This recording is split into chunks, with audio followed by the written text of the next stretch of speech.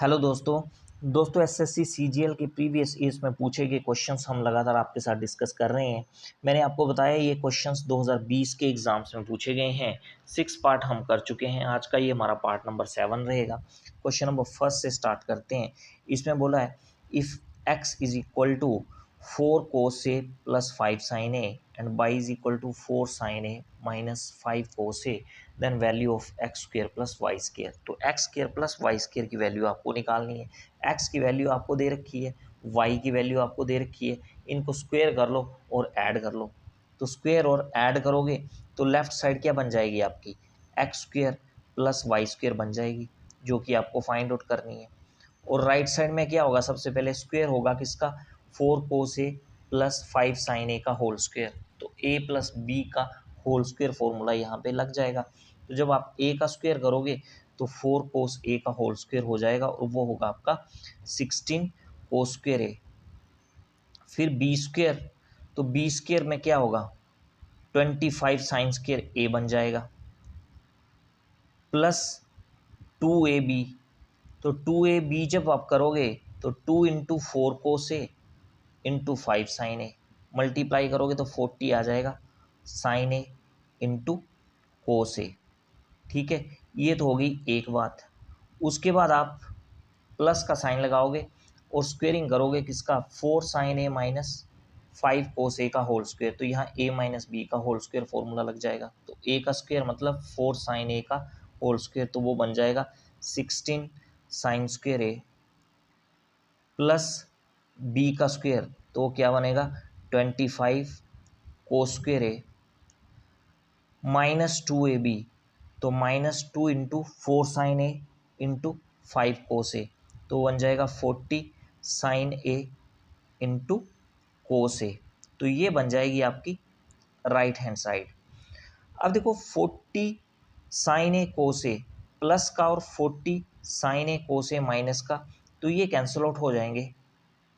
बचेगा क्या, 16 cos square a plus 25 cos square a। तो ये दोनों प्लस होंगे, क्या बनाएंगे 41 cos स्क्वायर a और प्लस अब 25 sin स्क्वायर a और 16 sin स्क्वायर a, ये दोनों प्लस होंगे तो 41 sin स्क्वायर a आ जाएगा। देखो 41 जो है वो कॉमन आ जाएगा आपका, अंदर क्या बचेगा cos square a plus sin square a। अब cos square a plus sine square a की वैल्यू कितनी होती है, 1 होती है। तो ये पूरे का पूरा 1 बन जाएगा। बचेगा कितना आपके पास, 41 बचेगा। तो क्वेश्चन नंबर फर्स्ट का ऑप्शन डी जो है वो सही हो जाएगा। क्वेश्चन नंबर सेकंड में बोला है ₹4300 becomes ₹4644 in 2 years at simple interest. Find the principal amount that will become ₹10,104 in 5 years at the same rate of interest. अब देखो 2 साल में 4300 रुपीज़ जो है वो कितने बन जा रहे हैं, 4644 एट सिंपल इंटरेस्ट। तो 2 साल में कितना सिंपल इंटरेस्ट लगा, 4644 माइनस 4300, तो माइनस करोगे कितना आएगा, 344 आएगा। तो 2 साल में इतना सिंपल इंटरेस्ट लगा। अब सिंपल इंटरेस्ट आपको पता है हर साल जो है सेम ही बढ़ता है। तो 2 साल में अगर 344 हो गया तो 1 साल में कितना होगा, 172, 172 रुपये। ये 1 साल का सिंपल इंटरेस्ट आ गया। ठीक है, रेट ऑफ इंटरेस्ट यहाँ से निकाल सकते हो आप। जब आपके पास 1 साल का सिंपल इंटरेस्ट आ गया तो 1 साल का simple interest 172 divide by principal कितना है 4300 मल्टीप्लाई 100 आ जाएगा। ठीक है, ये 2 जीरो से ये वाली 2 जीरो जो है वो कैंसिल हो जाएंगी। 43 से 172 कटेगा, 4 आ जाएगा। तो 4% के आगे आपका पास rate of interest per annum, 1 साल का रेट ऑफ इंटरेस्ट आ गया आपका 4%। अब आपको प्रिंसिपल निकालना है। वो प्रिंसिपल निकालना है जो 5 साल में कितना हो जा रहा है, 10,104 अमाउंट बना रहा है eight the same rate of interest. अब देखो 1 साल का जो रेट ऑफ इंटरेस्ट है वो 4% है, तो 5 साल का रेट ऑफ इंटरेस्ट क्या हो जाएगा, 5 गुना 4%, मतलब 20% हो जाएगा आपका रेट ऑफ इंटरेस्ट 5 साल का। अब 20% का मतलब क्या होता है, 1/5। डिनोमिनेटर में 5 जो है ये किसकी रेशो होती है, ये प्रिंसिपल की रेशो होती है। और न्यूमरेटर में 1 जो है ये सिंपल इंटरेस्ट होता है, तो अमाउंट की रेशियो क्या हो जाएगी, प्रिंसिपल प्लस सिंपल इंटरेस्ट, यानी 5 + 1 6, ये अमाउंट की रेशियो होगी। अमाउंट आपका रेशियो में 6 आ गया। आपको वैसे क्वेश्चन में दे रखा है 10,104, तो इसका मतलब इस 6 रेशियो की वैल्यू कितनी आ गई, 10,104 रुपये। ठीक है, एक रेशियो की वैल्यू यहाँ से निकाल सकते हो आप, कितनी आएगी, 6 1 द 6, 4 बचा बना 41, 6 6 द 36, 5 बचा बना 50, 6 8 द 48, 2 बचा बना 24, 6 4 द 24। तो एक रेशियो की वैल्यू आ गई 1,684 रुपये। आपको क्या निकालना है, प्रिंसिपल निकालना है। प्रिंसिपल की रेशियो कितनी है, 5 है। तो एक रेशियो की वैल्यू आ गई आपके पास, 5 रेशियो की आप निकाल सकते हो, मल्टीप्लाई कर लो। 5 4 द 20, 0 2 बचा, 5 8 द 40 और 2 42, 2 और 4 बचा, 5 6 द 30 और 4 34, 5 और 3 बचा, 5 1 द 5 और 3 8। तो 8,420 रुपये, ये क्या आ जाएगा, प्रिंसिपल आ जाएगा। तो क्वेश्चन नंबर सेकंड का ऑप्शन ए जो है वो सही हो जाएगा।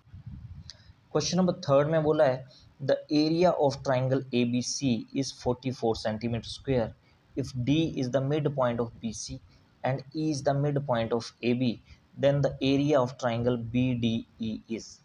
अब देखो, पहले तो एक ट्राइंगल है आपके पास ए बी सी। इस ए बी सी ट्राइंगल का एरिया आपको दे रखा है 44 सेंटीमीटर स्क्वेयर। अब बोला है बी सी का जो मिड पॉइंट है वो डी है, और लाइन ए बी का मिड पॉइंट जो है वो ई है। अब इन मिड पॉइंट को ज्वाइन करने पे हमारे पास एक ट्राइंगल बन रही है बी डी ई। तो बोलता है इस बी डी ई ट्राइंगल का एरिया कितना होगा। अब यहाँ से देखो, ई डी लाइन जो है वो पैरेलल होगी किसके, ए सी लाइन के। क्यों पैरेलल होगी, by mid point theorem. Mid point theorem क्या बोलती है, जब कोई लाइन आप ट्राइंगल की दो साइड्स के मिड पॉइंट को ज्वाइन करने पे बनाते हो, तो वो लाइन जो है ट्राइंगल की तीसरी साइड के पैरेलल होती है। तो ये होती है मिड पॉइंट थ्योरम। अब देखो, यहाँ पे हमारे पास दो ट्राइंगल्स बन रही हैं। एक ट्राइंगल बन रही है बी डी ई और एक ट्राइंगल बन रही है बी सी ए, जो कि बड़ी ट्राइंगल है। ठीक है, इन दोनों ट्राइंगल्स को आपको सिमिलर करना है। कौन कौन सी ट्राइंगल बताई मैंने आपको, एक बताई बी डी ई और दूसरी बी सी ए। तो इन दोनों ट्राइंगल को आपको सिमिलर करना है। क्यों सिमिलर करना है वो आपको आगे बताता हूँ मैं। अब ये ट्राइंगल सिमिलर कैसे होंगी पहले तो, अब देखो ई डी लाइन जो है ए सी लाइन के पैरेलल है, तो ये एंगल जो है वो छोटी ट्राइंगल का वो इक्वल होगा इस एंगल के, बड़ी ट्राइंगल के। क्यों इक्वल होगा, क्योंकि ये कोरस्पॉन्डिंग एंगल हो गए। इसी तरह से ये एंगल जो है छोटी ट्राइंगल का ये इक्वल होगा इस एंगल के, बड़ी ट्राइंगल के, ये भी कोरस्पॉन्डिंग एंगल। और ये एंगल बी जो है ये दोनों ट्राइंगल का कॉमन एंगल है। तो वह angle angle angle similarity criteria triangle B D E जो है वो सिमिलर होगी किसके, ट्राइंगल बी सी ए के। अब अगर दो ट्राइंगल सिमिलर हैं तो उनका जो एरिया का रेशो होता है, दो ट्राइंगल अगर सिमिलर हैं तो उनका एरिया का रेशो किसके इक्वल होता है, ratio of area of two similar triangle is equal to square of ratio of their corresponding side.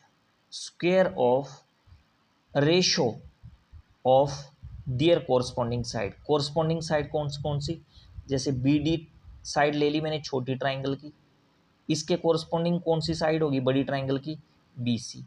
तो B D upon B C, ये कॉन्सेप्ट आपने पढ़ा हुआ है 10th क्लास में। अब देखो बी डी और बी सी की रेशो क्या बनेगी, यहाँ लिख रहा हूँ मैं ऊपर, बी डी और बी सी की जो रेशो है वो क्या बनेगी। अब देखो डी जो है वो मिड पॉइंट है लाइन बी सी का, तो बी डी और बी सी की रेशो क्या बनेगी, 1:2। ठीक है, तो यहाँ पे आप पुट कर दोगे राइट साइड में, तो लेफ्ट साइड तो आपकी सेम ही रहेगी, राइट साइड में क्या आ जाएगा 1/2 का होल स्क्वायर, और ये कितना आएगा 1/4 आ जाएगा। ठीक है। और लेफ्ट साइड में क्या है, area of triangle B D E, area of triangle B D E upon area of triangle B C A. अब देखो ट्राइंगल बी सी ए का एरिया आपको कितना दे रखा है, 44, तो यहाँ 44 लिख सकते हो आप, इक्वल टू 1/4। आपको ट्राइंगल बी डी ई का एरिया निकालना है, 44 जो है वो दूसरी तरफ जाएगा, तो दूसरी तरफ जाएगा तो वो क्या होगा, 1/4 के साथ मल्टीप्लाई हो जाएगा, तो ये कटेगा, 11 आ जाएगा। तो ट्राइंगल बी डी ई का एरिया कितना आएगा, 11 सेंटीमीटर स्क्वेयर। क्वेश्चन नंबर 3 का ऑप्शन ए जो है वो सही हो जाएगा। क्वेश्चन नंबर 4 में बोला है if X Y Z are 3 integers such that X plus Y is equal to 8, Y plus Z is equal to 13 and Z plus X is equal to 17, then the value of X square upon Y Z. तो X square upon Y Z की value आपको निकालनी है। अब देखो x plus Y 8 दे के रखा है आपको, वाई प्लस जेड जो है वो 13 दे के रखा है, और जेड प्लस एक्स जो है वो 17 दे के रखा है। इन तीनों को जब आप ऐड करोगे तो लेफ्ट साइड क्या बनेगी, देखो x और एक x ये ऐड होंगे तो 2x बना देंगे। इसी तरह से y भी 2 बार है, ऐड होंगे तो 2y बन जाएगा, और z भी 2 बार है, ऐड होंगे तो 2z आ जाएगा, ये बन जाएगी लेफ्ट साइड। राइट साइड में क्या आएगा, 8 + 13 21, और 21 + 17 कितने हो गए, 38, ये बन जाएगी आपकी राइट साइड। 2 यहाँ से कॉमन आ जाएगा, 2 जब कॉमन आ जाएगा तो वो दूसरी तरफ चला जाएगा राइट साइड में, और 38 के साथ डिवाइड हो जाएगा, तो 38 डिवाइड बाई 2 कितना हो गया, 19 हो गया। तो x plus y plus z की वैल्यू 19 आ गई आपके पास। अब देखो आप x, y और z की वैल्यूज़ निकाल सकते हो कैसे। सबसे पहले आपको x प्लस वाई की वैल्यू कितनी दे रखी है, 8 दे रखी है, तो यहाँ पे जब आप x प्लस वाई की वैल्यू 8 पुट करोगे तो आपको z की वैल्यू निकल के आ जाएगी, z की वैल्यू मिल जाएगी आपकी कितनी, 19 माइनस 8, तो z की वैल्यू 11 हो जाएगी। इसी तरह से y प्लस जेड की वैल्यू आपको कितनी दे के रखी है, 13, तो x की वैल्यू निकल आएगी। जब 13 दूसरी तरफ जाएगा तो 19 माइनस 13 हो जाएगा, और वो कितना आ जाएगा, 6, तो x की वैल्यू 6 आ गई। इसी तरह से z प्लस एक्स 17 दे के रखा है, तो वहाँ से y की वैल्यू निकल आएगी। तो जब यहाँ पे आप z प्लस एक्स की वैल्यू 17 पुट करोगे तो y की वैल्यू निकल आएगी 19 माइनस 17, 2 जो है वो किसकी वैल्यू निकलेगी, y की वैल्यू। अब आप x square upon y z की वैल्यू निकाल सकते हो, x square upon y z की वैल्यू आपकी निकल सकती है। एक्स कितना निकाला हमने, 6 निकाला, तो 6 का स्क्वेयर कितना होगा, 36, अपॉन वाई की वैल्यू कितनी निकाली, 2, और जेड की 11, ठीक है। 2 से ये 36 कटेगा, 18, तो कितना आंसर बनेगा, 18/11, तो ये आ जाएगा आपका आंसर। क्वेश्चन नंबर 4 का ऑप्शन डी जो है वो सही हो जाएगा।